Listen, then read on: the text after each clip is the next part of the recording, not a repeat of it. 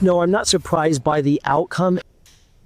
But first, a major victory for Governor Newsom and Democrats after the U.S. Supreme Court officially allowed California's new Prop 50 congressional maps to move forward in the upcoming midterm elections. It comes after state Republicans and the Trump administration tried to block the maps from taking effect.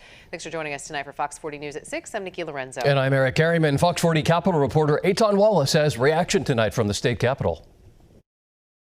It's a U.S. Supreme Court decision that could have major ramifications for the balance of power in the U.S. House of Representatives. The nation's High Court Wednesday unanimously allowing California's voter-approved Prop 50 gerrymandered congressional maps aimed at helping Democrats gain at least 5 U.S. House seats statewide to be used in the upcoming midterm election. State Republicans and the Trump administration's U.S. Department of Justice sued to block the maps, arguing they were illegally racially drawn to favor Latinos over other racial groups. But in the end, the court denied that GOP-backed legal challenge. No, I'm not surprised by the outcome. McGeorge School of Law adjunct professor Chris McKaylee says that's because the court recently allowed Texas to move forward with its new maps designed to help Republicans pick up 5 U.S. House seats there. The majority opinion in that case dismissed claims of racial gerrymandering in the new Texas maps and hinted a similar ruling could be coming for California's Prop 50 maps. Essentially, they said those political reasons overrode the potential legal challenges under the Federal Voting Rights Act and the federal Constitution. And they even referenced California's subsequent adoption of its politically drawn maps.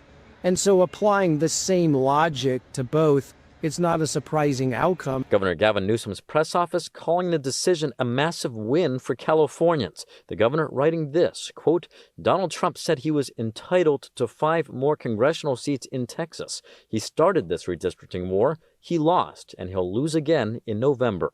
GOP Clovis Assemblymember David Tongipa was among the plaintiffs challenging the Prop 50 maps. It's frustrating. We're going to turn our attention to the 2026 election. It all comes in a state that, before Prop 50, had just 9 of its 52 congressional seats held by Republicans. With the new maps taking effect this election, that number of GOP-held House seats statewide is expected to drop, with Rockland Republican Congressmember Kevin Kiley potentially impacted. I'm obviously not happy that my district has been sliced into 6 different pieces. I do think gerrymandering is bad for democracy. And I think that's true wherever it happens. It doesn't really make sense to have politicians drawing their own district lines, picking their own voters. It should be voters who pick the politicians. Now, the timing for all of this is significant because the window for candidates to officially declare which districts they're running in opens Monday.